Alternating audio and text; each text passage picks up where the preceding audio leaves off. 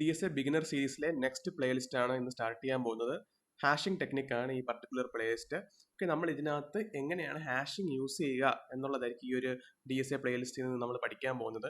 Okay, ഇപ്പോൾ ഇതിനകത്ത് hashing എന്ന് വെച്ചാൽ ഹാഷ് സെറ്റ് കൊണ്ട് ഹാഷ് മാപ്പ് കൊണ്ട് ഇതിനകത്ത് നമ്മൾ എങ്ങനെ ഇൻഫർമേഷൻ സ്റ്റോർ ചെയ്യുന്നു, എന്തൊക്കെ ടൈപ്പ് പ്രോബ്ലംസ് ഇതിനകത്ത് ഇൻഫർമേഷൻ സ്റ്റോർ ചെയ്യുന്നു. നമ്മൾ മുമ്പത്തെ രണ്ട് പ്ലേലിസ്റ്റുകളിലും നമ്മൾ ഹാഷ് മാപ്പ് യൂസ് ചെയ്യുന്ന പല പ്രോബ്ലംസും വന്നിട്ടുണ്ട്. ലുക്കപ്സ് പെട്ടെന്ന് ഇൻസ്റ്റന്റ് ആയിട്ട് ലുക്കപ്സ് ചെയ്യാൻ വേണ്ടിയിട്ടാണ് നമ്മുടെ ഈ ഹാഷിംഗ് ടെക്നിക്ക് യൂസ് ചെയ്യുന്നത്. നമുക്ക് ഡ്യൂപ്ലിക്കേറ്റ് ഡിറ്റക്ഷൻ ഉപയോഗിക്കാം, അല്ലെങ്കിൽ ഇപ്പം ഒരു പർട്ടിക്കുലർ നമ്പറിന്റെ തന്നെ ഫ്രീക്വൻസി കൗണ്ട് ചെയ്യാൻ വേണ്ടി യൂസ് ചെയ്യാം, അല്ലെങ്കിൽ പർട്ടിക്കുലർ എലിമെന്റ് പർട്ടിക്കുലർ വേരിയബിളിന്റെ ഫ്രീക്വൻസി കൗണ്ട് ചെയ്യാൻ യൂസ് ചെയ്യാം. അങ്ങനെ പല യൂസസും ഈ ഒരു പർട്ടിക്കുലർ ടെക്നിക്കായ ഹാഷിംഗ് ടെക്നിക്കിനുണ്ട്. നമ്മളിന്ന് സ്റ്റാർട്ട് ചെയ്യാൻ പോകുന്നത് ഫേസ് 1 ബേസിക്സ്.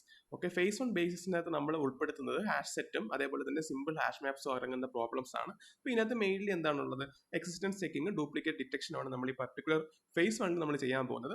സോ നമ്മുടെ ഫസ്റ്റ് പ്രോബ്ലം എന്ന് പറയുന്നത് ലീഡ് കോഡ് 217 ആയിട്ടുള്ള കണ്ടെയ്ൻസ് ഡ്യൂപ്ലിക്കേറ്റ് ആണ്. ഓക്കെ, നമുക്ക് പ്രോബ്ലത്തിലേക്ക് കടക്കാം. ഓക്കെ, അപ്പോൾ നമ്മുടെ ഹാഷിംഗ് ഫേസ് 1 നമ്മൾ നോക്കാൻ പോകുന്ന പ്രോബ്ലം, ഫസ്റ്റ് നോക്കാൻ പോകുന്ന പ്രോബ്ലം എന്ന് പറഞ്ഞാൽ ഈ 217 ലീഡ് കോഡ് 217 ആയിട്ടുള്ള കണ്ടെയ്ൻസ് ഡ്യൂപ്ലിക്കേറ്റ് ആണ്. ഇതൊരു ലീഡ് കോഡ് ഈസി പ്രോബ്ലം ആണ്. നമ്മൾ ഇതിൽ നിന്നാണ് ആദ്യം സ്റ്റാർട്ട് ചെയ്യാൻ പോകുന്നത്.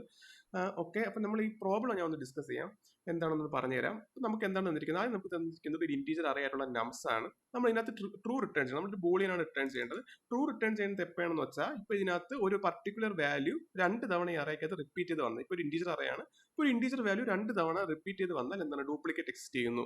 അപ്പോൾ തന്നെ നമ്മൾ ട്രൂ റിട്ടേൺ ചെയ്യും. ഓക്കെ, ഇപ്പോൾ ഫുൾ അറേ നമ്മൾ നോക്കിയിട്ട് ഒരു ഡ്യൂപ്ലിക്കേറ്റ് ഇല്ലെങ്കിൽ നമ്മൾ എന്താണ്, ഫോൾസ് റിട്ടേൺ ചെയ്യും.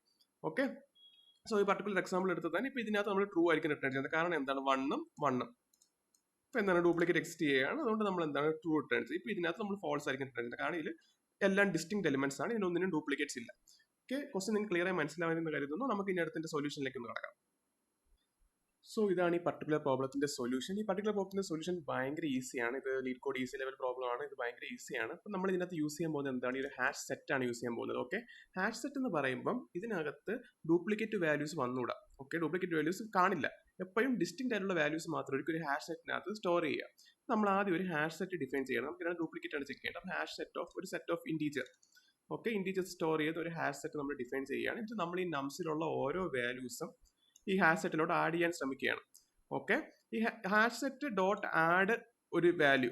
ഓക്കെ, ഇത് വിളിക്കുമ്പം ഇത് ഇതിനകത്തോട്ട് ആഡ് ആവുകയാണ്. ഇത് ഇതിനകത്തോട്ട് ആഡ് ആവുകയാണെങ്കിൽ റിട്ടേൺ ചെയ്യുന്നത് എന്തായിരിക്കും, ഒരു ട്രൂ വാല്യൂ ആയിരിക്കും റിട്ടേൺ ചെയ്യുന്നത്. അപ്പം ഇതിനകത്ത് ട്രൂ വരും. അപ്പൊ ഇഫ് നോട്ട് ട്രൂ എന്ന് വെച്ചാൽ ഇഫ് ഫോൾസ്.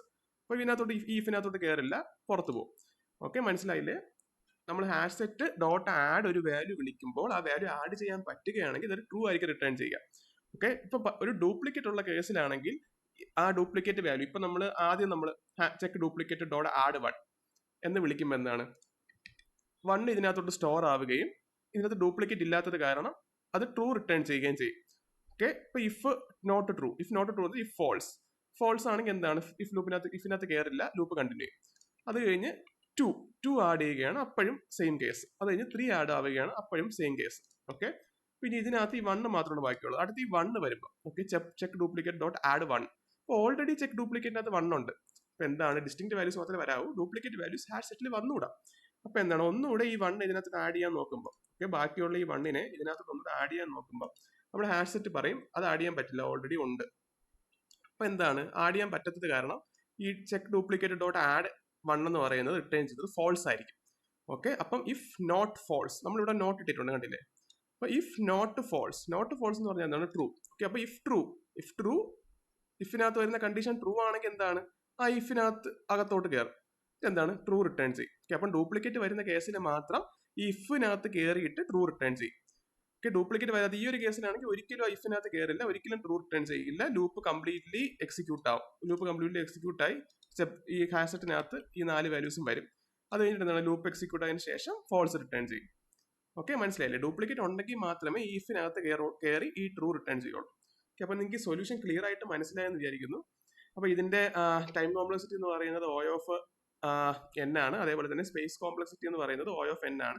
കാരണം നമ്മൾ ഈ ഹാഷ് സെറ്റ് യൂസ് ചെയ്യുന്നത് കാരണം ഇതിനകത്ത് നമ്മൾ ഈ നംസിനകത്തുള്ള ഇപ്പൊ നംസിനകത്ത് എല്ലാം ഡിസ്റ്റിങ്ക്ട് ആണെങ്കിൽ n നമ്പർ എലിമെന്റ്സ് തന്നെയാണ് ഈ ഹാഷ് സെറ്റ് സ്റ്റോർ ചെയ്യാൻ പോകുന്നത്. അപ്പം സ്പേസ് കോംപ്ലക്സിറ്റിയും ടൈം കോംപ്ലക്സിറ്റിയും ഈ ഒരു പർട്ടിക്കുലർ സൊല്യൂഷൻ്റെ O ഓഫ് n തന്നെയാണ്.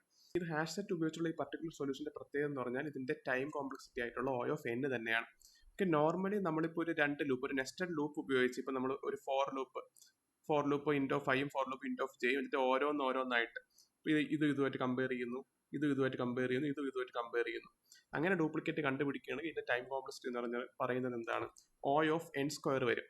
Okay, O of n square ആയിരിക്കും ടൈം കോംപ്ലക്സിറ്റി. കാരണം ഓരോ എലിമെന്റും അതിന്റെ അടുത്തുള്ള എലിമെന്റുമായിട്ട് കമ്പയർ ചെയ്ത് ചെയ്യണം. രണ്ട് ലൂപ്പ് ഉപയോഗിച്ച്, നെസ്റ്റഡ് ലൂപ്പ് ഉപയോഗിച്ച് ചെയ്യുന്നതാണ് ആ ഒരു മെത്തേഡ്. അതിന് O ഓഫ് n സ്ക്വയർ ആണ്. അപ്പോൾ അത് ഒഴിവാക്കാൻ വേണ്ടിയിട്ടാണ് നമ്മൾ ഈ ഹാഷ് സെറ്റ്. ഓക്കെ, അപ്പോൾ ഇന്നത്തെ ഈ ഒരു ഒറ്റ ഫോർ ലൂപ്പേ ഉള്ളൂ. എന്താണ് നമ്മുടെ ഹാഷ് സെറ്റിനകത്തോട്ട് വാല്യൂസ് സ്റ്റോർ ചെയ്യുന്ന ഒരു ഒറ്റ ഫോർ ലൂപ്പ്.